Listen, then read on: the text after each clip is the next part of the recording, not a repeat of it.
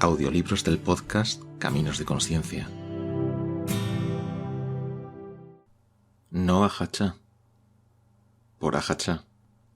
Una vez hubo un laico que llegó hasta Ajacha y le preguntó quién era Ajacha. Ajacha, percibiendo que el desarrollo espiritual del individuo no era muy avanzado, se señaló a sí mismo y dijo: Este es Ajacha. En otra ocasión, otra persona le hizo a Ajacha la misma pregunta. Esta vez, sin embargo, percibiendo que la capacidad del que preguntaba era mayor en cuanto al entendimiento del Dhamma, Ajacha respondió diciendo: Ajacha, no hay Ajacha. Introducción. Cuando las personas le decían a Ajacha que encontraban imposible practicar en la sociedad, él les preguntaba: si yo lo punzara a usted en el pecho con una vara ardiente, sin duda afirmaría que está sufriendo. ¿Acaso es debido a que vive en sociedad que no puede deshacerse de ella? La respuesta de Ajacha aclara el asunto de una manera similar a la parábola de la flecha envenenada del Buda. El Buda cuenta sobre un hombre que había sido alcanzado por una flecha y que no dejaba que nadie se la quitara hasta que sus preguntas acerca de la flecha, el arco y el arquero fuesen respondidas. El único problema era que el hombre herido probablemente moriría antes de que pudiera obtener las respuestas a todas sus preguntas. De lo que el hombre herido tenía que darse cuenta era de que estaba dolorido y agonizante, y que tenía que hacer algo acerca de ello inmediatamente. Ajacha enfatizaba este punto una y otra vez en sus enseñanzas. Usted está sufriendo, haga algo al respecto a eso ahora mismo. Él no perdía mucho tiempo hablando acerca de la paz, la sabiduría o estados nirvánicos, sino sobre la práctica de estar constantemente consciente y alerta de aquello que está pasando dentro del cuerpo y la mente en el momento presente, aprendiendo simplemente cómo observar y dejar ir. La meditación, decía, no es obtener cosas, sino deshacerse o liberarse de las cosas. Aun cuando se le preguntaba sobre la paz que uno podía alcanzar a través de la práctica, él hablaba más bien sobre la confusión de la cual uno debía librarse en primer lugar, porque según lo mostraba, la paz es el final de la confusión. Esta recopilación trata sobre reflexiones que no hacen referencia solo al sufrimiento y a la práctica de la meditación, sino que también nos brinda alguna perspectiva sobre la impermanencia, la virtud, el no ser, etc. Esperamos que el lector tome este pequeño libro como un compañero y buen amigo para los momentos de serena reflexión, y quizás tenga un vistazo del no Ajacha, quien solía decir: yo estoy siempre hablando sobre cosas a desarrollar y cosas a abandonar, pero realmente no hay nada para desarrollar ni nada para abandonar. Nacimiento y muerte. 1. Una buena práctica es preguntarse con toda sinceridad: ¿por qué nací? Hagas esta pregunta durante la mañana, tarde y noche, todos los días. 2. Nuestro nacimiento y muerte son una sola cosa. No se puede tener uno sin el otro. Resulta curioso observar cómo frente a la muerte las personas están tan llorosas y tristes y frente al nacimiento tan felices y alegres. Es una falsa ilusión. Creo que si usted realmente quiere llorar, sería mejor hacerlo cuando alguien nace. Llore al principio, debido a que si no hubiese nacimiento, no habría muerte. ¿Puede entender esto? 3. Uno creería que la gente podría apreciar cómo sería vivir en el vientre de una persona. Qué incómodo debe ser. Solo fíjese cuán duro es simplemente permanecer en una choza solo por un día. Cierra todas las puertas y ventanas y ya se está sofocando. ¿Cómo sería vivir en el vientre de una persona durante 9 meses? Y sin embargo usted quiere aún meter la cabeza justo ahí, poner su cuello en la horca una vez más. 4. ¿Por qué nacemos? Nacemos para no tener que nacer otra vez. 5. Cuando uno no comprende la muerte, la vida puede ser muy confusa. 6. El Buda le enseñó a su discípulo Ananda a observar la impermanencia, a ver a la muerte en cada respiración. Debemos conocer la muerte, debemos morir de modo que podamos vivir. ¿Qué significa esto? Morir es llegar al final de nuestras dudas, de todas nuestras preguntas, y solo estar aquí con la realidad presente. Usted nunca puede morir mañana, usted debe morir ahora. ¿Lo puede hacer? Si lo puede hacer, usted conocerá la paz de no hacerse más preguntas. 7. La muerte está tan cerca como nuestra respiración. 8. Si usted se ha entrenado adecuadamente, no se sentirá atemorizado cuando caiga enfermo, ni alterado cuando alguien muere. Cuando vaya a hospitalizarse para un tratamiento, determine en su mente que si usted mejora, eso está bien, y que si usted muere, también está bien. Le garantizo que si los doctores me dijesen que tengo cáncer y que me voy a morir en unos pocos meses, les recordaría: tengan cuidado, porque la muerte está viniendo por ustedes también. Solo es cuestión de quién se va primero y quién después. Los doctores no van a curar de la muerte ni impedirla. Solo el Buda era ese tipo de doctor. Entonces, ¿por qué no seguimos adelante y usamos la medicina del Buda? 9. Si usted está asustado por la enfermedad, si teme a la muerte, entonces usted debería contemplar de dónde vienen. ¿De dónde vienen? Surgen del nacimiento. Por lo tanto, no se ponga triste cuando muere alguien. Es solo la naturaleza, y su sufrimiento en esta vida ha terminado. Si quiere ponerse triste, póngase triste cuando la gente nace. Oh no, aquí vienen otra vez. Van a sufrir y morir otra vez. 10. El que sabe, sabe con claridad que todos los fenómenos son insustanciales. De modo que el que sabe no se pone feliz o triste, no va detrás de condiciones cambiantes.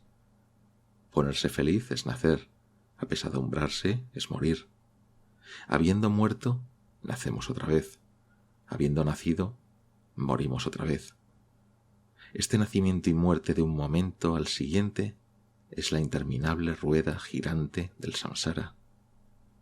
El cuerpo. 11. Si el cuerpo pudiese hablar, estaría diciéndonos todo el día: tú no eres mi dueño, ¿sabes? En realidad nos lo está diciendo todo el tiempo, pero en el idioma del Dhamma, de modo que no estamos capacitados para comprenderlo. 12. Las condiciones no nos pertenecen. Siguen su propio rumbo natural. No podemos hacer nada sobre la forma que tiene el cuerpo. Podemos embellecerlo un poco, hacer que luzca atractivo y limpio durante un tiempo, como las muchachas jóvenes que se pintan los labios y se dejan crecer las uñas, pero cuando llega la vejez, todos estamos en el mismo barco. Así es el cuerpo. No lo podemos hacer de otra manera. Sin embargo, lo que podemos mejorar y embellecer es la mente. 13. Si nuestro cuerpo realmente nos perteneciera, obedecería nuestras órdenes. Si le decimos: no envejezcas o te prohíbo enfermarte, ¿nos obedecería? No, no se da por aludido. Solo alquilamos esta casa, no la poseemos. Si creemos que nos pertenece, sufriremos cuando tengamos que dejarla, pero en realidad no existe tal cosa como un yo permanente. No hay nada invariable o sólido a lo que nos podamos aferrar. La respiración. 14. Hay gente que nace y muere y nunca está consciente de su aliento entrando y saliendo de su cuerpo. Eso muestra cuán lejos viven de sí mismos. 15. El tiempo es nuestra respiración presente. 16. Dice usted que está demasiado ocupado para meditar. ¿Tiene tiempo para respirar? La meditación es su respiración.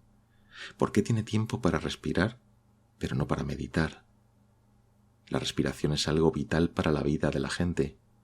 Si usted ve que la práctica del Dhamma es vital para su vida, entonces sentirá que la respiración y la práctica del Dhamma tienen la misma importancia. El Dhamma. 17. ¿Qué es el Dhamma? No hay nada que no lo sea. 18. ¿Cómo enseña el Dhamma el modo adecuado de vivir? Nos muestra cómo vivir.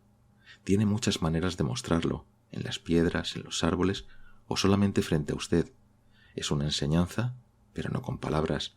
Por lo tanto, serene la mente, el corazón y aprenda a observar. Encontrará el Dhamma revelándose en su totalidad, aquí y ahora. ¿En qué otro momento y lugar va a buscarlo? 19. Primero usted entiende el Dhamma con su pensamiento. Si comienza a entenderlo, lo practicará, y si lo practica, comenzará a verlo. Usted está en el Dhamma y tiene la alegría del Buda. 20. El Dhamma tiene que ser hallado a través del examen de su propio corazón y mediante la observación de lo que es verdadero y de lo que no lo es, de lo que es equilibrado y de lo que no es equilibrado. 21. Hay una sola magia real, la magia del Dhamma. Cualquier otra magia es como la ilusión de un truco con las cartas. Nos distrae del juego verdadero, nuestra relación con la vida humana, el nacimiento, la muerte y la libertad. 22. Cualquier cosa que haga, conviértala en una práctica del Dhamma. Si no se siente bien, mire en su interior. Si se da cuenta que es incorrecta y aún lo hace, eso es impureza. 23. Es difícil encontrar a los que escuchan el Dhamma, a los que recuerdan el Dhamma y lo practican, a los que llegan al Dhamma y lo ven. 24. Todo es Dhamma si estamos plenamente atentos. Cuando vemos a los animales que huyen del peligro, vemos que son iguales a nosotros. Huyen del sufrimiento y corren hacia la felicidad. También tienen miedo. Temen por sus vidas igual que nosotros. Cuando los observamos de acuerdo con la verdad, vemos que los animales y los seres humanos no son diferentes. Todos somos compañeros mutuos de nacimiento, vejez, enfermedad y muerte. 25. Más allá del tiempo y del lugar, toda la práctica del Dhamma alcanza su culminación en el punto donde no hay nada. Es el lugar de la renuncia, del vacío, el lugar donde nos desprendemos de nuestros agobios. Ese es el final. 26. El Dhamma no está muy lejos, está directamente con nosotros. El Dhamma no se trata de ángeles en el cielo ni de ninguna otra cosa como esa. Simplemente es acerca de nosotros, acerca de lo que estamos haciendo ahora mismo. Obsérvese a usted mismo. Algunas veces hay felicidad, otras veces sufrimiento, en ocasiones bienestar, a veces dolor. Este es el Dhamma, ¿lo ves? Para conocer este Dhamma, usted tiene que leer sus experiencias.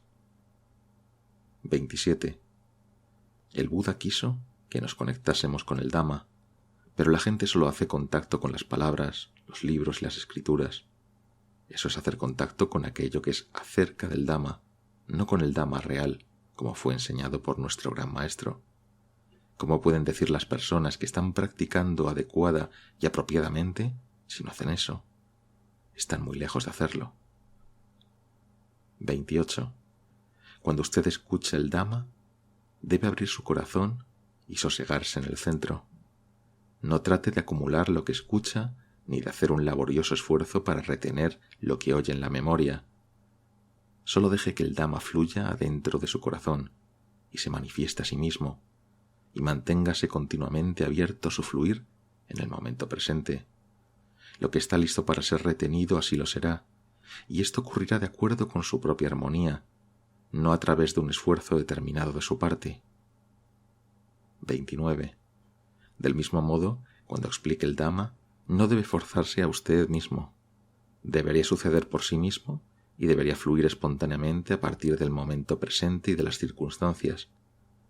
La gente tiene diferentes niveles de capacidad receptiva, y cuando usted se encuentra allí, al mismo nivel, solo sucede, el Dhamma fluye. El Buda tenía la habilidad de conocer los temperamentos de las personas y sus capacidades receptivas. Él usaba este mismo método de enseñanza espontánea. No era que él poseyese ningún poder sobrehumano especial para enseñar, sino que más bien era sensible a las necesidades espirituales de la gente que acudía a él y les enseñaba de acuerdo con ello. El corazón y la mente. 30. Solamente un libro vale la pena leer. El corazón. 31. El Buda nos enseñó que cualquier cosa que inquiete a la mente durante nuestra práctica da en el blanco. Las impurezas son inquietantes. No es la mente la que se inquieta. No sabemos lo que son nuestras mentes e impurezas. Cualquier cosa con la que no estemos satisfechos, sencillamente no queremos saber nada con eso. Nuestro modo de vivir no es dificultoso. Lo que es difícil es no estar satisfecho, no armonizarnos con ello. Nuestras impurezas son lo dificultoso. 32. El mundo se halla en un estado de ajetreo febril. La mente cambia de gusto a disgusto con el ajetreo febril del mundo. Si podemos aprender a quitar la mente, esto será la mayor ayuda para el mundo. 33. Si su mente es feliz, entonces usted es feliz en cualquier lugar al que vaya. Cuando la sabiduría se despierte dentro de sí, verá la verdad donde quiera que mire, en todo lo que hay. Es como cuando usted aprendió a leer. Usted ahora puede leer donde quiera que va. 34. Si usted es alérgico a un lugar, será alérgico a todos los lugares, pero no es el lugar externo el que le está causando problemas, es el lugar dentro de usted. 35. Preste atención a su propia mente. El que acarrea cosas sostiene cosas, pero el que solo las observa, solo ve la pesadez de las mismas. Deshágase de las cosas, suéltelas y encuentre claridad. 36. La mente es intrínsecamente tranquila. La ansiedad y la confusión nacen fuera de esta tranquilidad. Si uno observa y conoce esta confusión, entonces la mente se tranquiliza una vez más. 37. El budismo es una religión del corazón. Solo eso, el que practica el desarrollo del corazón, practica budismo. 38. Cuando la luz es tenue, no es fácil ver a las viejas telas de araña en los rincones de la habitación, pero cuando la luz es brillante, puede verlas con claridad y por lo tanto puede deshacerse de ellas. Cuando su mente está brillante, podrá ver sus impurezas claramente y limpiarlas. 39. El fortalecimiento de la mente no se hace moviéndola de aquí para allá, así como se hace para fortalecer al cuerpo, sino llevándola a detenerse, a quietarse. 40. Debido a que la gente no se observa a sí misma, puede cometer toda suerte de malas acciones. No se fijan en sus propias mentes. Cuando la gente va a hacer algo malo, tiene que mirar primero alrededor para ver si hay alguien observando. Me verá mi madre, me verá mi esposo, me verán mis hijos, me verá mi esposa. Si no hay nadie observando, siguen adelante y lo hacen. Esto es insultarse a sí mismos. Dicen que nadie está mirando y rápidamente terminan con su mala acción antes de que alguien los vea. ¿Y qué pasa con ellos? ¿No son ellos un alguien mirando? 41. Use su corazón para escuchar las enseñanzas, no sus oídos. 42. Están aquellos que batallan contra sus impurezas y las conquistan. Esto se llama combatir interiormente. Los que combaten exteriormente se aferran a bombas y pistolas para arrojar y disparar, conquistan y son conquistados. Conquistar a otro es la manera en la que lo hace el mundo. En la práctica del Dhamma no tenemos que combatir a otros, sino conquistar nuestras propias mentes, resistiendo pacientemente todos nuestros estados de ánimo. 43. ¿De dónde viene la lluvia? Viene de toda el agua sucia que se evapora de la tierra, así como la orina y el agua que usted arroja después de lavarse los pies. ¿No es maravilloso que el cielo pueda tomar esa agua sucia y transformarla en agua limpia y pura? Su mente puede hacer lo mismo con sus impurezas si usted la deja. 44. El Buda habló de juzgarse solamente a usted mismo y no de juzgar a los otros, no importa cuánto bien o mal puedan hacer. El Buda sencillamente indica el camino diciendo, la verdad es así. Ahora, ¿nuestra mente es así o no? Impermanencia. 45. Las condiciones existen a partir de los cambios. Usted no puede impedirlo. Solo piense, ¿podría usted exhalar sin inhalar? ¿Eso haría que se sienta bien? ¿O solo puede inhalar? Queremos que las cosas sean permanentes, pero eso no puede ser. Es imposible. 46. Si usted se da cuenta de que todas las cosas son impermanentes, todo su pensamiento gradualmente se desarrollará y no necesitará pensar demasiado. Donde quiera que surja cualquier cosa, todo lo que necesita decir es, de nuevo, solo eso. 47. Todo discurso que ignora la incertidumbre no es el discurso de un sabio. 48. Si usted realmente observa la incertidumbre con lucidez, entonces verá aquello que sí es cierto. La certidumbre es que las cosas, inevitablemente, son inciertas y que no pueden ser de otra manera. ¿Lo entiende? Solamente sabiendo esto usted podrá conocer al Buda, podrá reverenciarlo apropiadamente. 49. Si su mente trata de decirle que ya ha alcanzado el nivel del Sotapanna, vaya y reverencia un Sotapanna. Él mismo le dirá que es incierto. Si usted conoce a un Sakadogami, vaya y ríndale homenaje. Cuando él lo vea, sencillamente le dirá, no es cosa segura. Si hay un Anagami, vaya e inclínese ante él. Él solo le dirá una cosa, incierto. Incluso si conoce a un Arahant, vaya y ríndale homenaje. Él le dirá, todavía con más firmeza, todo es aún más incierto. Escuchará las palabras de los nobles. Todo es incierto, no se aferre a nada. 50. En algunas ocasiones he ido a visitar viejos lugares religiosos con templos antiguos. Algunos de estos lugares podrían estar resquebrajados. Tal vez uno de mis amigos observaría, qué pena, ¿no? Está resquebrajado. Yo tendría que responder, si no estuviesen resquebrajados, entonces no habría tal cosa como el Buda, no habría Dhamma. Está resquebrajado así porque está perfectamente de acuerdo con la enseñanza del Buda. 51. Todas las condiciones siguen su propio curso natural. Ya sea que riamos o lloremos sobre ellas, solo siguen su propio curso natural. Y no hay conocimiento científico que pueda evitar este rumbo natural de las cosas. Usted puede ir al dentista con el propósito de hacerse ver las muelas, pero aun cuando él pueda arreglarlas, ellas finalmente seguirán su curso natural. Con el tiempo aún el dentista tendrá el mismo problema. Todo al final se desintegra. 52. ¿Qué es lo que podemos dar por cierto? Nada. No hay nada más que sensaciones. Surge el sufrimiento, se queda y luego se va. Entonces la felicidad reemplaza el sufrimiento. Solo eso. Fuera de ello no hay nada. Sin embargo, somos personas perdidas corriendo y aferrándonos a las sensaciones continuamente. Las sensaciones no son reales, solo los cambios. Kamma. 53. Cuando los que no entienden el Dhamma actúan indebidamente, miran alrededor para asegurarse de que nadie los esté vigilando. Pero nuestro Kamma siempre está vigilando. En realidad, nunca nos salimos con la nuestra sin ninguna consecuencia. 54. Las buenas acciones traen buenos resultados. Las malas acciones traen malos resultados. No espere que los dioses hagan cosas para usted, o que los ángeles o las divinidades tutelares lo protejan, o que lo ayuden en los días propicios. Estas cosas no son verdaderas. No crea en ellas. Si cree en ellas, sufrirá. Siempre estará guardando el día apropiado, el mes apropiado, el año apropiado, los ángeles o las divinidades tutelares. De esa manera solo sufrirá. Examine sus propias acciones y su modo de hablar. Analice su propio Kamma. Haciendo el bien, heredará benevolencia. Haciendo el mal, heredará falta de bondad.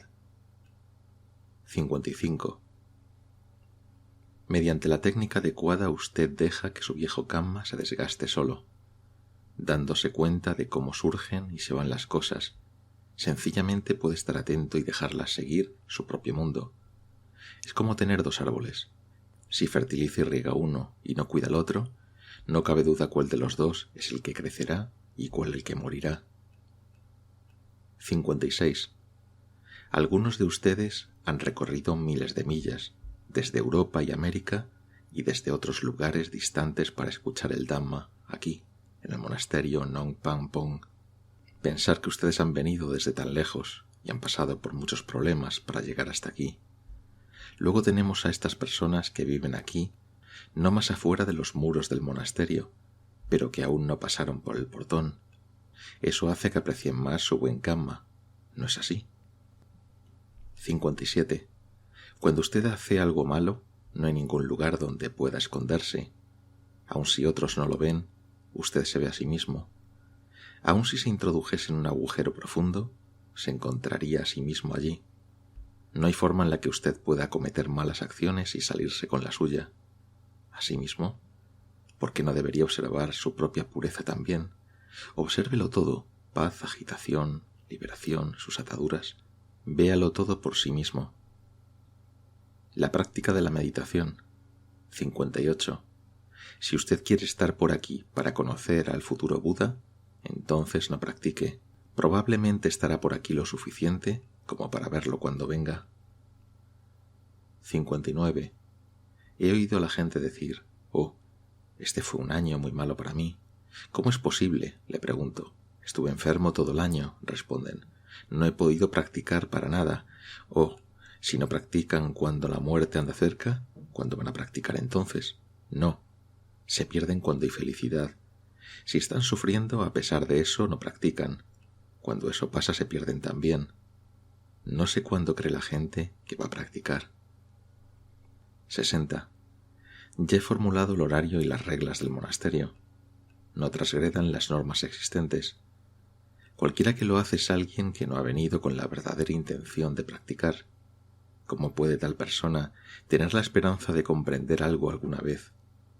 Aun si durmiese cerca de mí todos los días, no me vería. Aun si durmiese cerca del Buda, no vería al Buda si no practicase. 61. No piense que solo sentándose con los ojos cerrados usted practica. Si piensa de esta manera, entonces cambia rápidamente su forma de pensar. La práctica sostenida consiste en mantener la atención plena en cada postura, ya sea sentado, caminando, parado o acostado. Cuando deja de estar sentado, no piense que está saliendo de la meditación, sino que solo está cambiando de postura.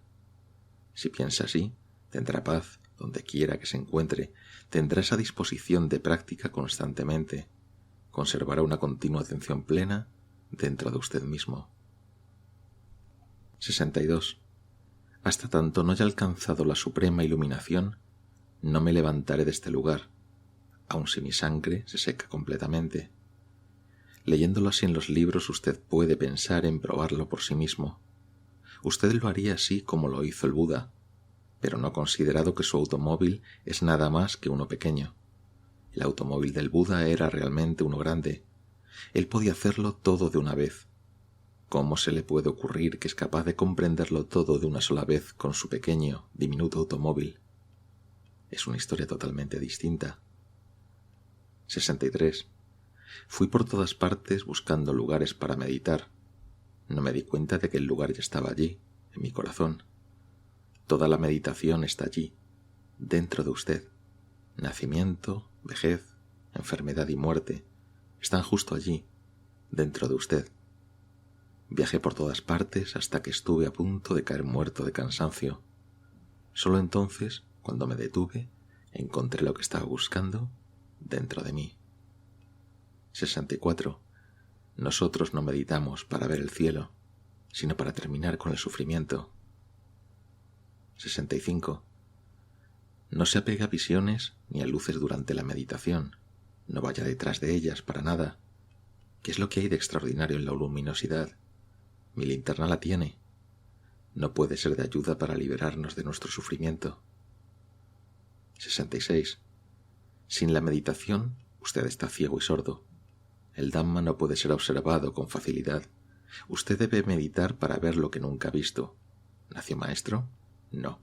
Primero debe estudiar. Un limón es ácido solo cuando lo ha probado. 67. Cuando se encuentre sentado en meditación, diga frente a cada pensamiento que pasa por ahí: ese no es asunto mío. 68. Debemos practicar cuando estamos desganados y no únicamente cuando nos sentimos llenos de energía o de humor para hacerlo. Eso es practicar de acuerdo a la enseñanza del Buda. De ser por nosotros, practicaríamos solamente cuando nos sentimos bien. ¿Cómo vamos a llegar a alguna parte de ese modo? ¿Cómo vamos a cortar la corriente de las impurezas cuando practicamos solo de acuerdo a nuestros caprichos? 69. En cualquier cosa que hagamos, debemos observarnos a nosotros mismos. La lectura de libros nunca origina nada. Los días pasan, pero no nos observamos. Saber sobre la práctica es practicar para saber. 70. Por supuesto que hay docenas de técnicas de meditación, pero todas ellas se resumen únicamente en esto: dejar que todo sea. Colóquese aquí a un lado, donde hay calma, fuera de la batalla. ¿Por qué no prueba? 71. Quedarse solo pensando en la práctica es como tratar de hacer un agujero en la sombra y no darse cuenta de lo esencial. 72. Cuando había practicado tan solo durante algunos pocos años, aún no podía confiar en mí mismo, pero una vez que obtuve mucha más experiencia aprendí a tener confianza en mi propio corazón. Cuando usted posee esta profunda comprensión, cualquier cosa que pase, usted puede dejarla pasar, y todo solo brotará y morirá. Usted llegará a un punto en el que el corazón en sí dice qué hay que hacer. 73. En la práctica de la meditación es peor, en verdad, estar atrapado en la serenidad que atascado en la inquietud, debido a que al menos usted querrá escapar de la inquietud, en tanto que se haya satisfecho con permanecer en la calma sin ir más allá. Cuando los estados de claridad gozosa se manifiestan durante la práctica de la meditación, no se apegue a ellos. 74. En la meditación se trata únicamente de la mente y las sensaciones. No es algo que usted tenga que perseguir o algo con lo que tenga que luchar. La respiración continúa mientras trabaja. La naturaleza cuida de los procesos naturales. Todo lo que tenemos que hacer es estar atentos, volviéndonos hacia nuestro interior para observar claramente. Así es la meditación. 75. No practicar adecuadamente es estar desatento. Estar desatento es como estar muerto. Pregúntese a sí mismo si tendrá tiempo para practicar cuando muera. Pregúntese continuamente ¿cuándo moriré? Si lo contemplamos así, nuestra mente estará alerta en cada segundo. La cautela siempre estará presente y la atención plena y concentrada seguirá automáticamente. Surgirá la sabiduría al observar cómo son las cosas en realidad. La atención plena y concentrada protege a la mente de tal modo que ya sabe cuándo surgen las sensaciones a cada momento, noche y día. Tener atención plena y concentrada significa estar tranquilo. Estar tranquilo significa ser cuidadoso. Si uno es cuidadoso, entonces uno practica como se debe. 76. Los fundamentos de nuestra práctica deben ser, primero, ser honesto y honrado. Segundo, estar prevenido frente a las acciones incorrectas. Y tercero, ser humilde dentro del propio corazón, ser discreto y estar satisfecho con poco. Si estamos satisfechos con poco, en lo que atañe a nuestras palabras y a todas las otras cosas, nos veremos a nosotros mismos, no estaremos distraídos. La mente estará cimentada en la virtud, la concentración y la sabiduría. 77. Al principio usted se apura para avanzar, se apura para regresar y se apura para detenerse. Usted continúa así con la práctica hasta que llega a un punto donde parece que no se trata de avanzar, ni de regresar, ni tampoco de detenerse. Se terminó. No hay un detenerse, ni un ir hacia adelante, ni un volver atrás. Se terminó. En ese momento usted se dará cuenta de que allí, en realidad, no hay nada de nada. 78. Recuerde que usted no medita para obtener nada, sino para quitarse cosas de encima. Lo hacemos no con deseo, sino con desprendimiento. Si quiere alguna cosa, no la encontrará. 79. El corazón del sendero es bastante simple. No hay necesidad de explicar nada extensamente. Libérese del amor y del odio y deje que las cosas sean. Eso es todo lo que hago en mi propia práctica. 80. Haciendo preguntas fuera de propósito, revela que usted todavía está atrapado en la indecisión. Hablar sobre la práctica está bien si ayuda a la contemplación, pero depende de usted mismo ver la verdad. 81. Meditamos para aprender cómo dejar ir, no para incrementar nuestro apego a las cosas. La iluminación se manifiesta cuando usted deja de querer absolutamente todo. 82. Si tiene tiempo para estar atento, entonces tiene tiempo para meditar. 83. Hace poco alguien me preguntó, a medida que meditamos varias cosas se presentan en la mente, ¿deberíamos investigarlas o solo notarlas yendo y viniendo? Si usted ve pasar a alguien a quien no conoce, podría preguntarse, ¿quién es? ¿Dónde va? ¿Qué hace aquí? Pero si conoce a la persona, es suficiente con notar su paso. 84. El deseo en la práctica puede ser un amigo o un enemigo. Como amigo hace que tengamos ganas de practicar, de comprender, de terminar con el sufrimiento, pero estar siempre deseando algo que no ha surgido aún, querer que las cosas sean de otra manera, solamente causa más sufrimiento, y este es el caso cuando el deseo puede ser un adversario. Al final debemos aprender a deshacernos de todos nuestros deseos, aun del deseo de alcanzar la iluminación. Solo entonces podemos ser libres. 85. Una vez alguien le preguntó a Hachán sobre su manera de enseñar meditación. ¿Usa usted el método de entrevistas diarias para examinar el estado de la mente de una persona? Hachán respondió diciendo: aquí yo enseño a mis discípulos a examinar sus propios estados mentales, a entrevistarse a sí mismos. Tal vez un monje hoy está enojado, o quizás tiene un deseo en la mente. Yo no sé nada sobre eso, pero él debería. No tiene que venir y preguntarme por ello, ¿no es así? 86. Nuestra vida es un conjunto de elementos. Usamos convenciones para describir cosas, pero nos apegamos a las convenciones y las tomamos por algo real. Por ejemplo, las personas y las cosas tienen nombres propios. Podríamos retornar a los comienzos, antes de que las personas y las cosas recibieran un nombre, y llamar a los hombres mujeres y a las mujeres hombres. ¿Cuál sería la diferencia? Pero nos aferramos a los nombres y a los conceptos, y así tenemos la guerra de los sexos y otras guerras también. La meditación es para ver a través de todo esto. Solo así podemos alcanzar lo incondicionado y estar en paz, no en guerra. 87. Algunas personas entran al monacato a través de la fe, pero después transitan a lo largo y a lo ancho de todo lo que el Buda enseñó. Saben más, pero se niegan a practicar como se debe. De hecho, hoy día no hay muchos que realmente practiquen. 88. Teoría y práctica. La primera conoce el nombre de la planta medicinal y la segunda sale a encontrarla y la utiliza. 89. Ruido. A usted le agrada el sonido de los pájaros, pero no el de los automóviles. Le tiene miedo a la gente y a los ruidos y por lo tanto le gusta vivir solo en el bosque.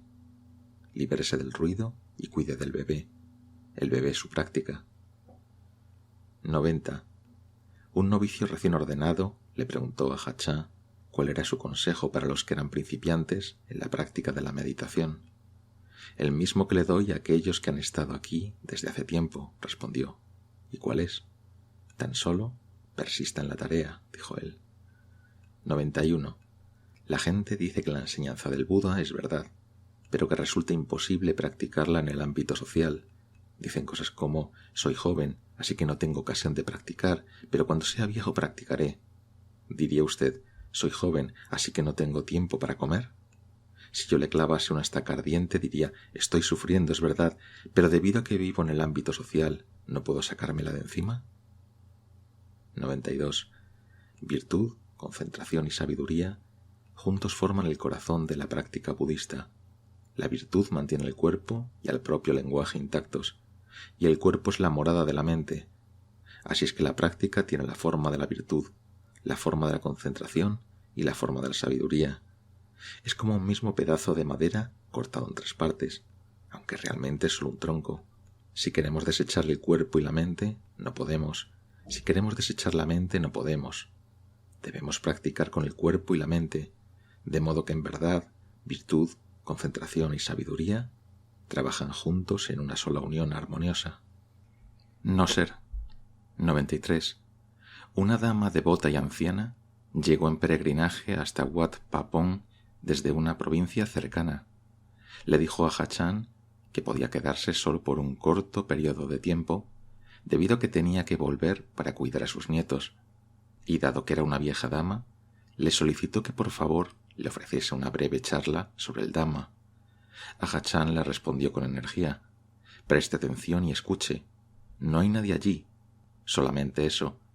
Nadie que sea dueño, nadie que sea viejo, que sea joven, que sea bueno o malo, débil o fuerte, solo eso es todo, nada más que diversos elementos de la naturaleza, operando de acuerdo a su propia condición, todos vacíos.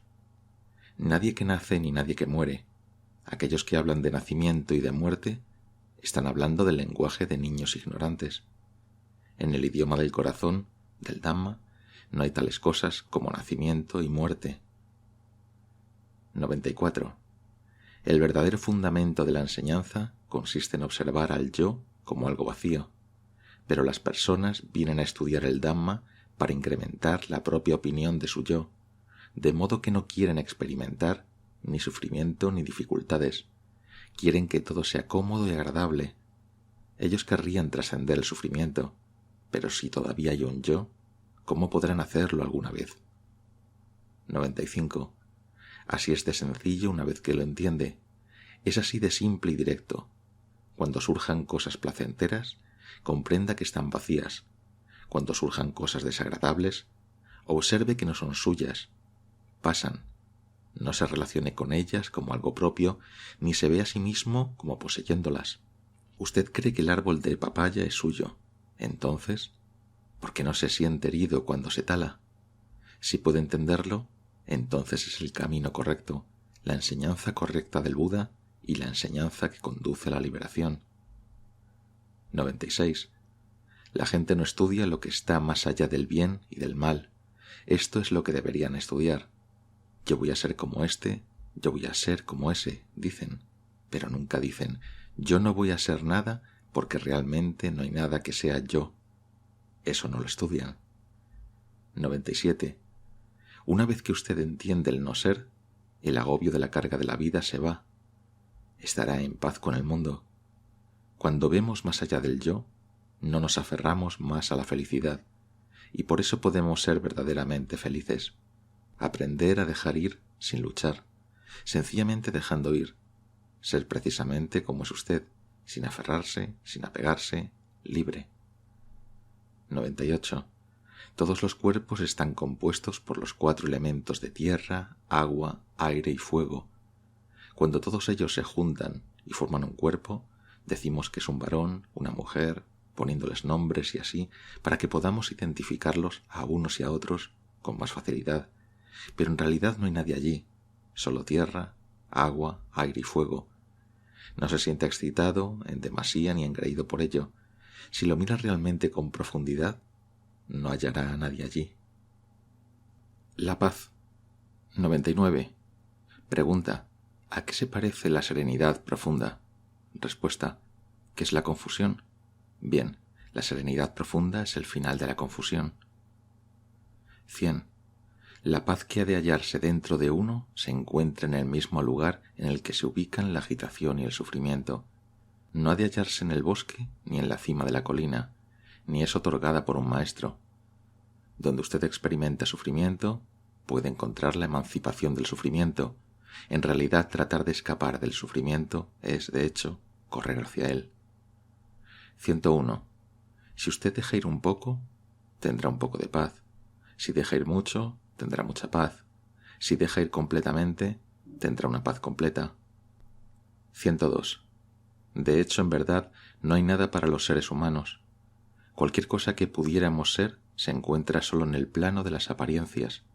Sin embargo, si vamos más allá del plano de las apariencias y vemos la verdad, observaremos que no hay nada allí, sino las características universales: nacimiento al principio, cambio en la mitad y cese en el final. Eso es todo lo que hay. Si vemos que todas las cosas son así, entonces no surge ningún problema. Si comprendemos esto, estaremos contentos y en paz. 103. Saber lo que es bueno o malo, ya sea viajando o viviendo en un lugar. Usted no puede encontrar la paz sobre una montaña o dentro de una cueva. Aún más, puede ir hasta el lugar en el que Buda alcanzó la iluminación sin ni siquiera estar un poco más cerca de la verdad. 104. Fijarse en la forma exterior del yo es comparar y discriminar. Así no hallará la paz, ni tampoco la hallará si pasa mucho tiempo buscando a la persona perfecta o al maestro perfecto. El Buda nos enseñó a observar el Dhamma, la verdad, y no fijarnos en otras personas. 105. Cualquiera puede construir una casa de madera y ladrillos, pero el Buda nos enseñó que esa clase de hogar no es nuestro verdadero hogar. Es una casa en el mundo y sigue los caminos del mundo. Nuestro hogar verdadero es la paz interior. 106. El bosque es apacible, porque usted no. Usted se aferra a las cosas causando su propia confusión. Deje que la naturaleza le enseñe. Escuche el canto de los pájaros y después déjelo ir. Si conoce la naturaleza, conocerá el Dhamma. Si conoce al Dhamma, conocerá la naturaleza. 107.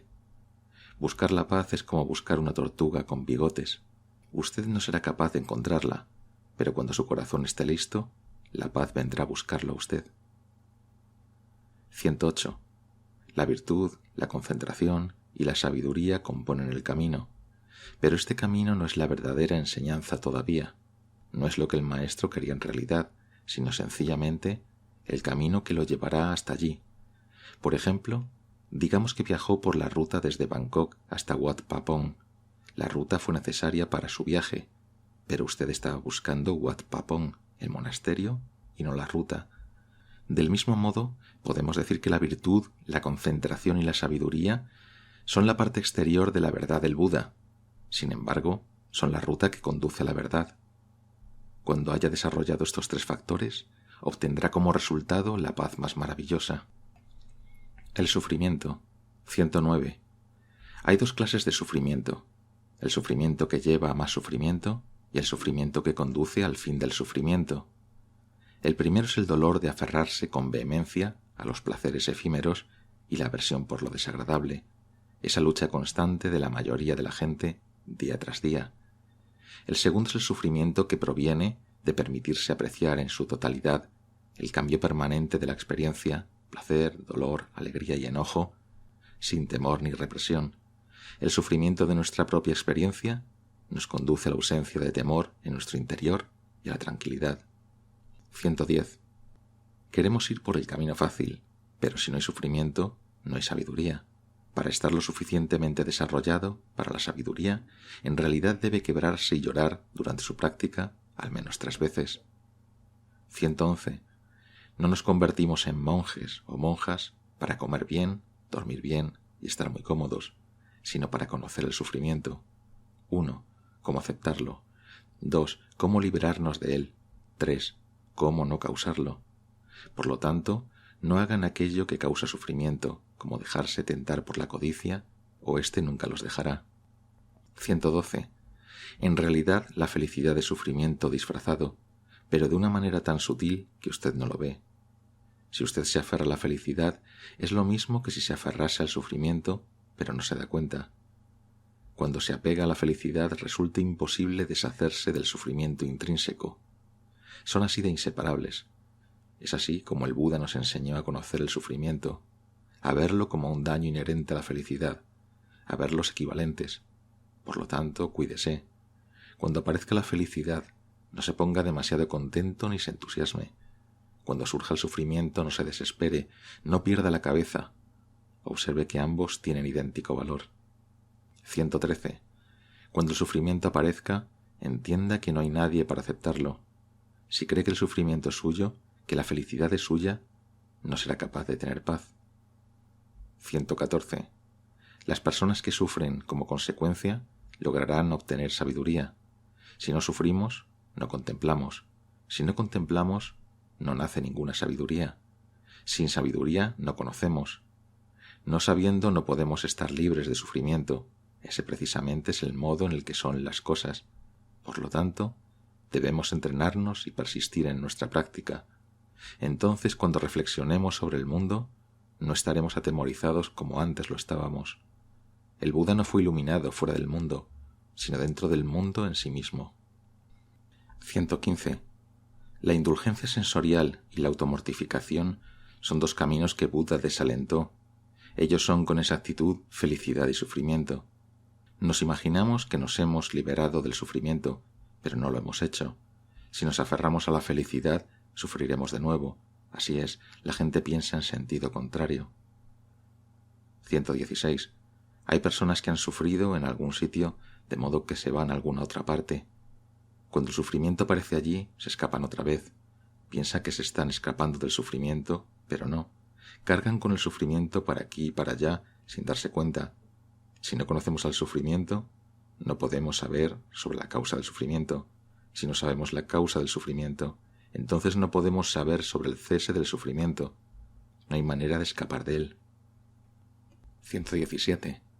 Los estudiantes de hoy tienen mucho más conocimientos que los de antes. Tienen todas las cosas necesarias, todo está más a su alcance, pero también tienen mucho más sufrimiento y confusión que antes. ¿Por qué? 118.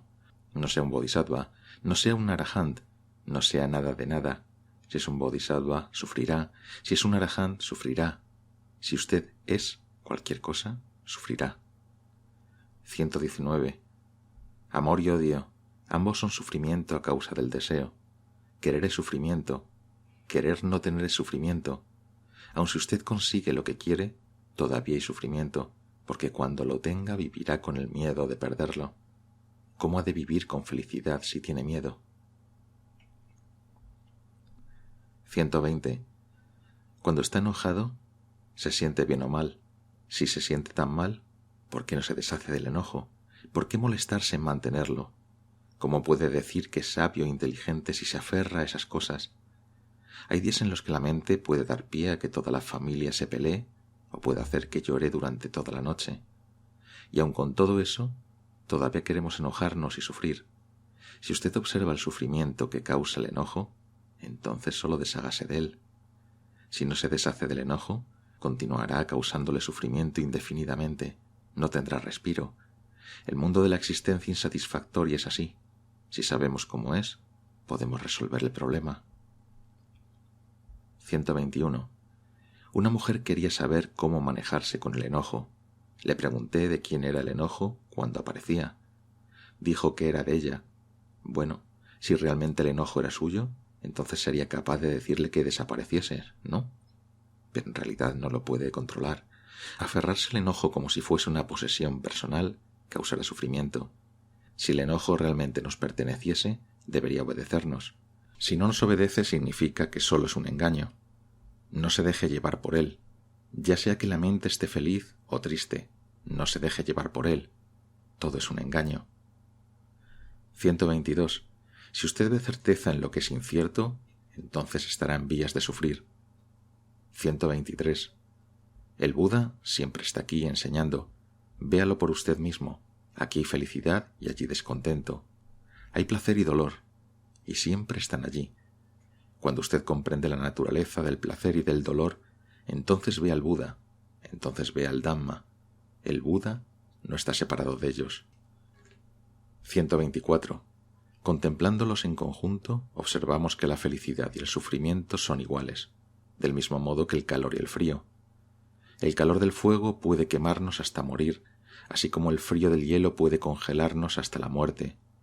Ninguno de los dos es más importante que el otro. Así ocurre con la felicidad y el sufrimiento. En el mundo, todos desean felicidad y nadie desea sufrimiento. En el nirvana no hay deseo, solo hay tranquilidad. El maestro. 125. Usted es su propio maestro. Estar buscando maestros no puede resolver sus propias dudas. Investíguese a sí mismo para encontrar la verdad, adentro, no afuera.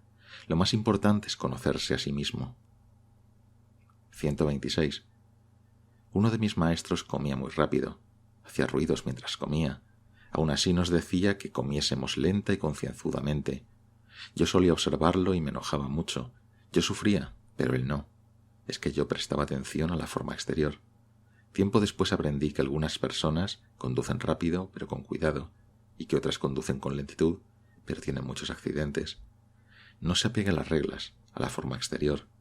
Si presta atención a los otros en un 10% del tiempo y se observa a sí mismo en un 90%, su práctica está bien. 127. Los discípulos son difíciles de enseñar. Algunos saben, pero no se molestan en practicar.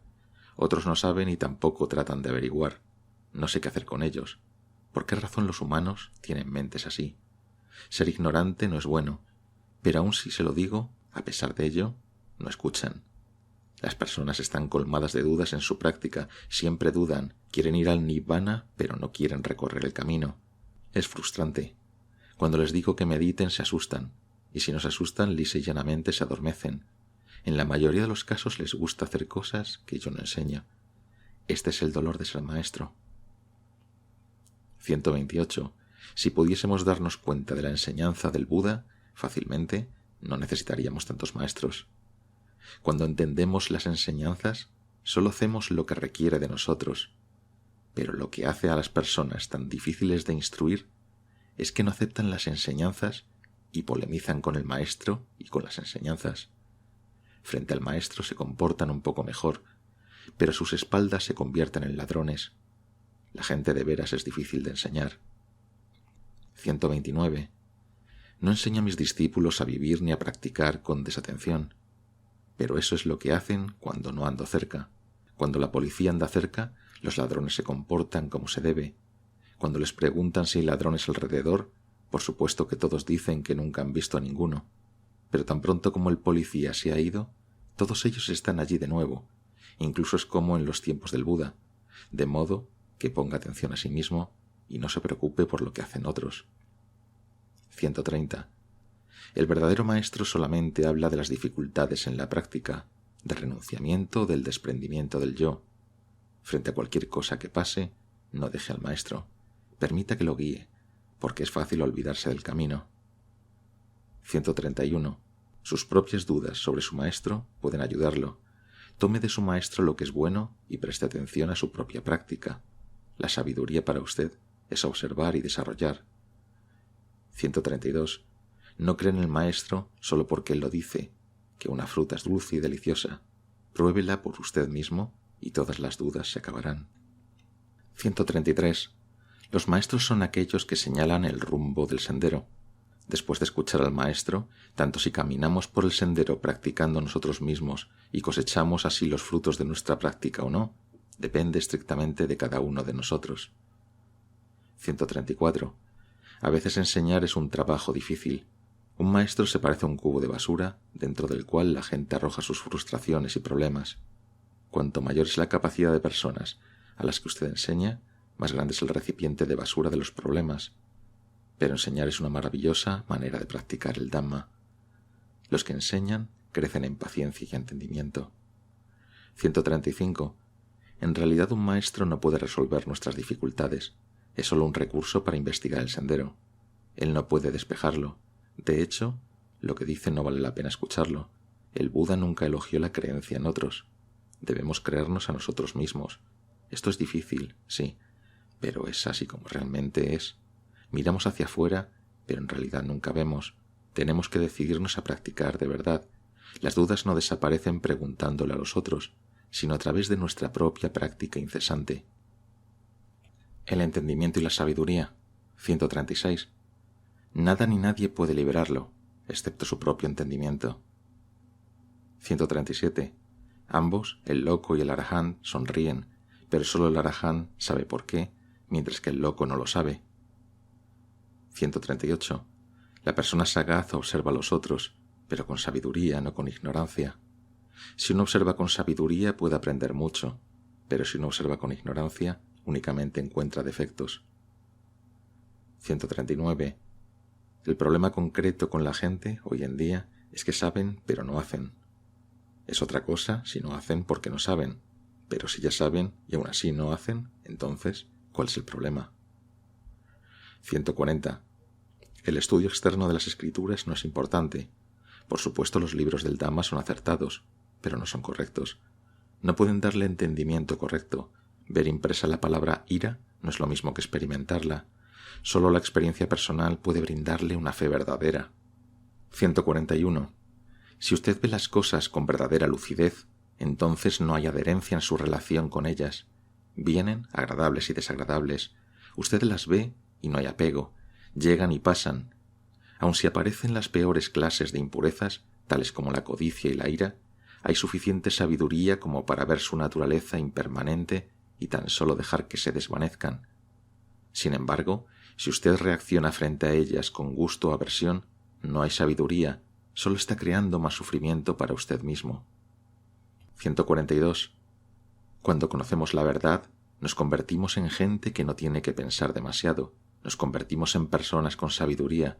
Si no sabemos, tenemos muchos más pensamientos que sabiduría o nada de sabiduría. Mucho pensamiento sin sabiduría significa sufrimiento en extremo. 143. En estos días la gente no busca la verdad. La gente sencillamente estudia con el propósito de alcanzar el conocimiento necesario como para ganarse la vida, criar a sus familias y velar por ellos. Eso es todo. Para ellos, ser astutos es más importante que ser sabios. La virtud. 144. Tenga cuidado al observar nuestros preceptos. La virtud es un sentido de vergüenza. Si tenemos dudas respecto a algo, no deberíamos hacerlo o decirlo. La pureza consiste en estar más allá de toda duda. 145. Hay dos niveles de práctica. El primer nivel constituye el fundamento, que es el desarrollo de la virtud, los preceptos con el propósito de traer felicidad y armonía entre la gente. El segundo nivel es la práctica del Dhamma, con el único objetivo de liberar al corazón. Esta liberación es la fuente de la sabiduría y la compasión y el verdadero cimiento de las enseñanzas del Buda. Comprender estos dos niveles es el principio básico de la verdadera práctica. 146. La virtud y el comportamiento ético son la madre y el padre del Dhamma que crece dentro de nosotros. Ellos le proporcionan los nutrientes apropiados y su guía. 147. La virtud es un principio básico para un mundo armonioso en el que la gente pueda vivir realmente como humanos y no como animales. Desarrollar la virtud es el corazón de nuestra práctica. Mantenga los preceptos, cultive la compasión y el respeto para con toda clase de ser viviente. Sea consciente de todas sus acciones y de su lenguaje. Use la virtud para lograr que su vida sea pura y simple. Con la virtud como fundamento de todo lo que hace, su mente se volverá más amable, lúcida y tranquila. En este ambiente de meditación, crecerá con soltura. 148. Cuide su virtud como el jardinero cuida sus plantas. No se apegue a grande o pequeño, importante o insignificante. Algunas personas quieren atajos, dicen, olvídense de la concentración, iremos directamente a la percepción de la naturaleza interior de las cosas. Olvídense de la virtud, comenzaremos con la concentración. Tenemos muchas excusas para nuestros apegos. 149. La atención y el esfuerzo correcto no tienen que ver con lo que se hace externamente, sino con la percepción interna constante y la temperación. Así, la caridad, si se realiza con buena intención, puede traer felicidad a uno mismo y a los demás, pero para ser pura, la virtud debe ser la base de esta caridad. 150. El Buda nos enseñó a abstenernos de lo que es malo, a hacer el bien y a purificar el corazón. Nuestra práctica entonces es deshacernos de lo que no vale la pena y quedarnos con lo que es valioso. ¿Todavía guarda alguna cosa mala o algo que no está del todo bien en su corazón? Por supuesto. Entonces, ¿por qué no limpia la casa? Aunque la práctica verdadera no consiste únicamente en deshacernos de lo que es malo y cultivar lo bueno. Esto es tan solo una parte. Al final debemos ir más allá de ambos, de lo bueno y de lo malo. En definitiva, hay una libertad que lo incluye todo y un absoluto abandono del deseo, desde donde el amor y la sabiduría fluyen con naturalidad. 151. Debemos comenzar aquí mismo, donde estamos sencilla y directamente. Cuando estos dos pasos iniciales, virtud y entendimiento correcto, se hayan completado, el tercer paso, el desarraigo de las impurezas, sucederá con toda naturalidad, sin deliberación. Cuando aparece la luz, no nos preocupamos más por salir de la oscuridad, ni nos preguntamos a dónde se fue. Solo nos damos cuenta de que hay luz. 152. Obedecer los preceptos consta de 3 niveles.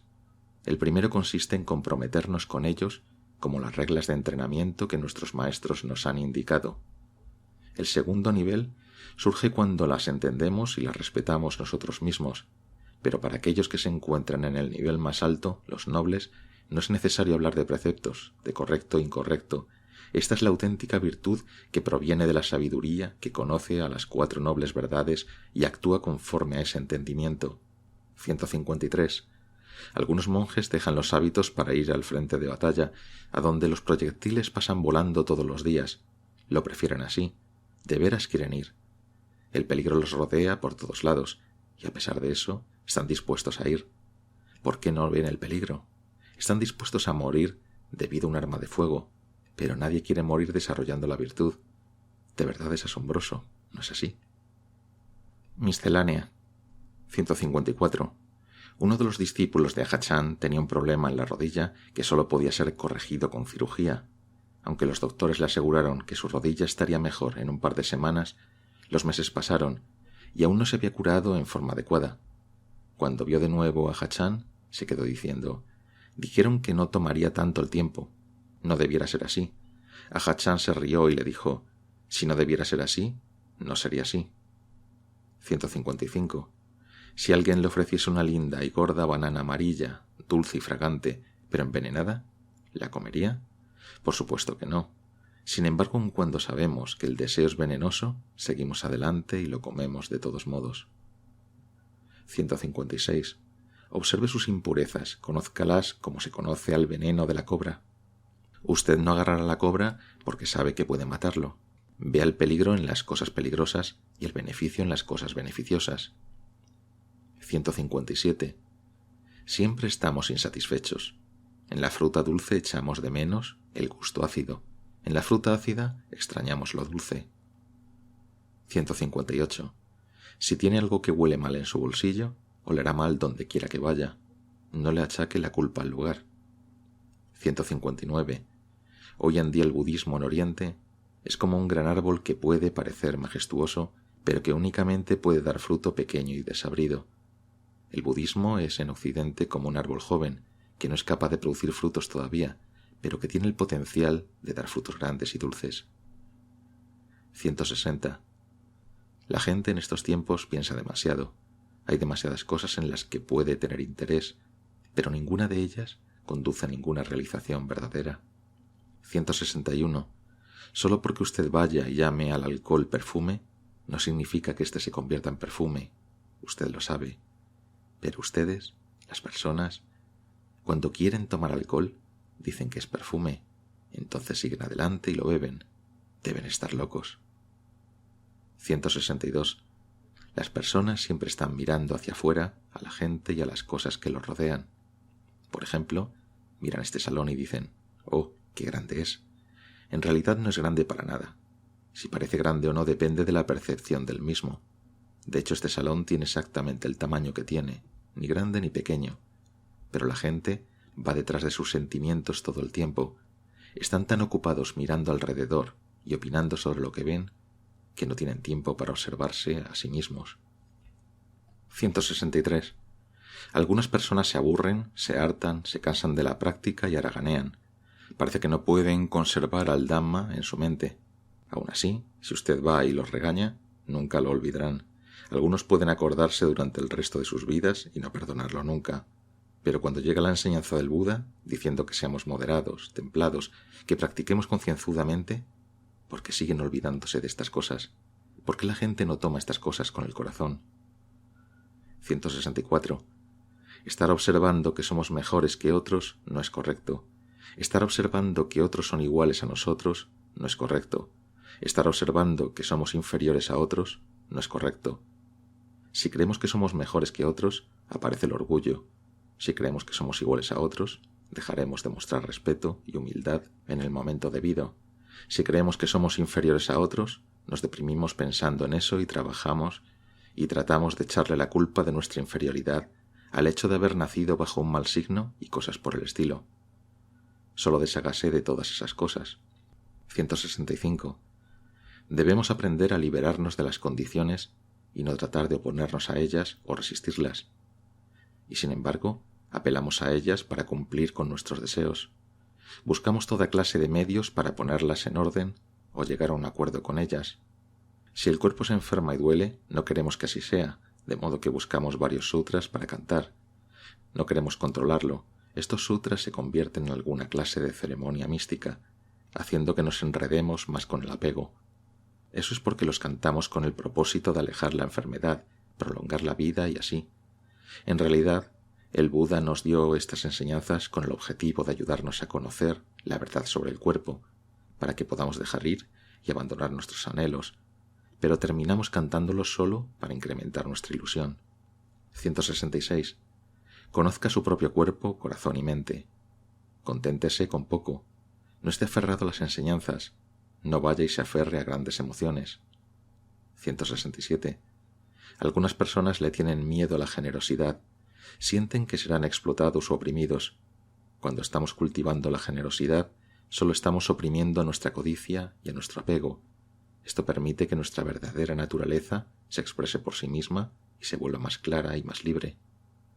168. Si usted toma un tizón encendido en la casa de su vecino, el fuego lo quemará. Si usted se acerca al tizón encendido en su propia casa, ese fuego también lo quemará. Por lo tanto, No se aferre a nada que pueda quemarlo, no importa que sea o donde esté. 169. La gente de afuera puede decir que estamos locos por vivir así en el bosque, sentados como estatuas, pero ¿cómo viven ellos? Se ríen, lloran y están tan cercados por la codicia y el odio que de vez en cuando se matan a ellos mismos y unos a otros. Ahora bien, ¿quiénes son los que están locos? 170. Más que simplemente enseñar a la gente, Ajachá los entrenaba a través de la creación de un ambiente general y situaciones específicas en las que ellos pudieran aprender sobre sí mismos. Él hubiera dicho cosas como: de lo que yo le enseño, usted entiende quizás el 15%, o él ha sido monje durante 5 años, así que entiende un 5%. En respuesta a esto último, un joven monje le dijo: entonces, yo debo tener un 1%, ya que he estado aquí desde hace un año. No, fue la respuesta de Hachán. Los primeros 4 años no tienes porcentaje, pero el 5.º año tienes el 5%. 171. A uno de los discípulos de Hachán se le preguntó si alguna vez iba a dejar los hábitos o si moriría vistiendo la túnica amarilla. El discípulo dijo que era difícil pensar en ello, y que aunque no tenía planes de dejar los hábitos, en realidad no se hallaba en condiciones de decidir si alguna vez lo haría. Cuando lo analizaba, dijo, sus pensamientos parecían no tener sentido. Ajachán entonces contestó diciendo: eso que no tiene sentido es el verdadero Dhamma. 172. Cuando alguien le preguntó a Ajachán por qué había tanto crimen en Tailandia, un país budista, o por qué en Indochina todo era un desorden, dijo: no son budistas esos que están haciendo esas maldades, eso no es budismo, el Buda nunca enseñó nada como eso, la gente está haciendo esas cosas.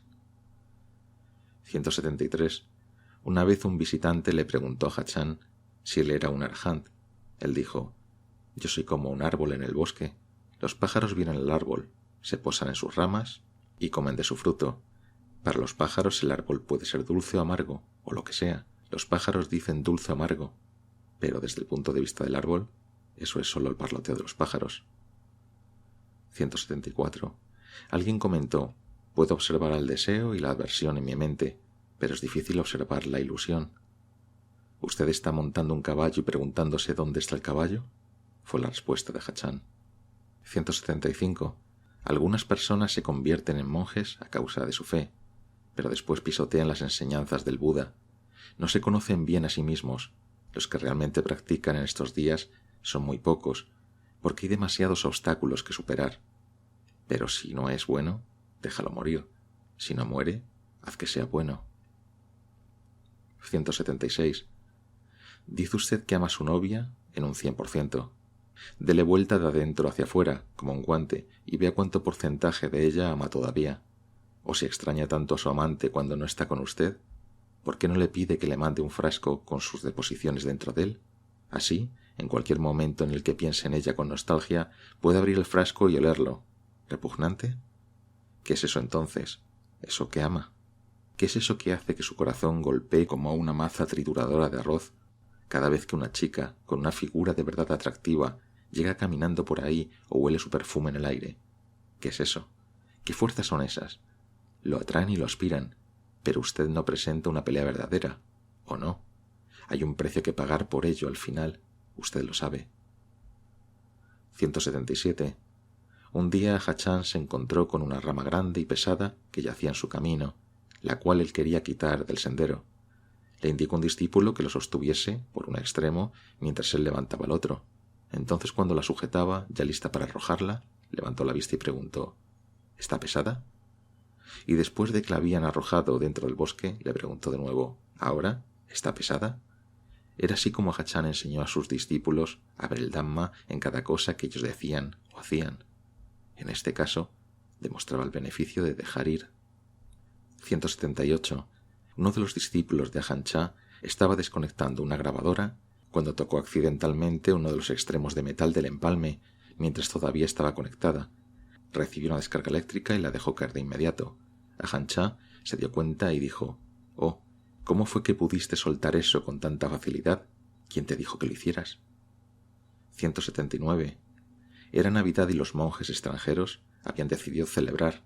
Invitaron a algunos laicos, así como también a Ajahn Chah, a unirse a ellos. Los laicos en general estaban molestos y se mostraban escépticos. ¿Por qué?, preguntaron, estaban celebrando la Navidad los budistas. Entonces Ajahn Chah dio una charla sobre la religión en la que dijo: hasta donde yo entiendo, el cristianismo le enseña a la gente a hacer el bien y a evitar el mal, así como lo hace el budismo, así que ¿cuál es el problema? No obstante, si la gente está molesta por la idea de celebrar la Navidad, eso puede ser fácilmente subsanado. No la llamaremos Navidad, llamémosla Navibudadad. Cualquier cosa que nos inspire a ver lo que es verdadero y hacer lo que es bueno es una práctica adecuada. Ustedes pueden llamarlo con cualquier nombre que les guste. 180. Durante el tiempo en el que los refugiados de Laos y Camboya estaban entrando a raudales en Tailandia, fueron muchas las organizaciones de caridad que salieron para brindar ayuda.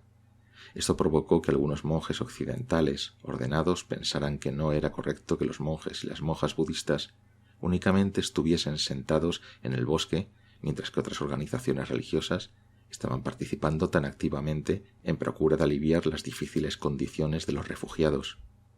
De modo que se acercaron a Ajahn Chah para expresar su preocupación, y esto es lo que él les dijo: ayudar en los campos de refugiados es bueno, de hecho es nuestro mutuo deber natural y humano, pero pasar a través de nuestra propia locura para que podamos guiar a otros a través de la suya, esa es la única cura. Cualquiera puede distribuir ropas y erigir tiendas de campaña, pero ¿cuántos pueden internarse en el bosque y sentarse a conocer sus mentes? Hasta tanto no sepamos cómo vestir y alimentar las mentes de las personas, siempre habrá un problema de refugiados en alguna parte del mundo. 181. Ajahn Chah escuchó a uno de los discípulos recitar el Sutra del Corazón. Cuando hubo terminado, Ajahn Chah dijo: no vacuidad tampoco, no bodhisattva. Entonces preguntó: ¿de dónde vino este sutra? Es célebre por haber sido dicho por el Buda, contestó el devoto. No Buda, reconvino Ajahn Chah. Entonces dijo: este es un discurso sobre la sabiduría profunda, más allá de todas las convenciones. ¿Cómo podríamos enseñar sin ellas? Tenemos que tener nombres para las cosas, ¿no es así? 182. Para convertirnos en un noble, tenemos que padecer cambios de continuo hasta que solo quede el cuerpo. La mente cambia completamente, pero el cuerpo todavía existe. Hay calor, frío, dolor y enfermedad, como de costumbre. Pero la mente ha cambiado y ahora ve nacimiento, vejez, enfermedad y muerte bajo la luz de la verdad. 183. ¿Alguna vez alguien le pidió a Ajahn Chah que hablara sobre su propia iluminación? ¿Podría él describir su propia iluminación? Frente a todo el mundo que esperaba ansiosamente escuchar su respuesta, dijo: la iluminación no es difícil de entender. Solo tome una banana y colóquela dentro de su boca. Entonces sabrá cómo es su sabor. Usted tiene que practicar para experimentar la realización y tiene que perseverar. Si fuera tan fácil llegar a estar iluminado, todo el mundo lo estaría haciendo. Comencé yendo al templo cuando tenía 8 años y he sido monje por más de 40 años. Pero usted quiere meditar durante 1 o 2 noches e ir directo al nirvana. Usted no solo se sienta y ya está, ahí lo tiene, lo sabe. Usted tampoco puede hacer que alguien sople en su cabeza y lo convierta en un iluminado. 184. La manera terrenal es hacer las cosas con el objetivo de obtener algo a cambio, pero en el budismo hacemos las cosas sin ninguna idea de ganancia. Pero si no queremos nada de nada, ¿qué obtendremos? No obtendremos nada. Cualquier cosa que obtenemos es tan solo una causa de sufrimiento, así que practicamos no obtener nada. Solo pacifique la mente y dése por satisfecho con eso. 185. El Buda enseñó a dejar aquellas cosas que están ausentes de esencia verdadera y permanente. Si usted abandona todo, verá la verdad. Si no lo hace, entonces no la verá. Así es como son las cosas. Y cuando la sabiduría despierte dentro de sí mismo, verá la verdad por donde mire. La verdad es todo lo que verá. 186. Un corazón vacío no significa que esté vacío como si no hubiese nada dentro de él. Está vacío de maldad, pero está lleno de sabiduría. 187.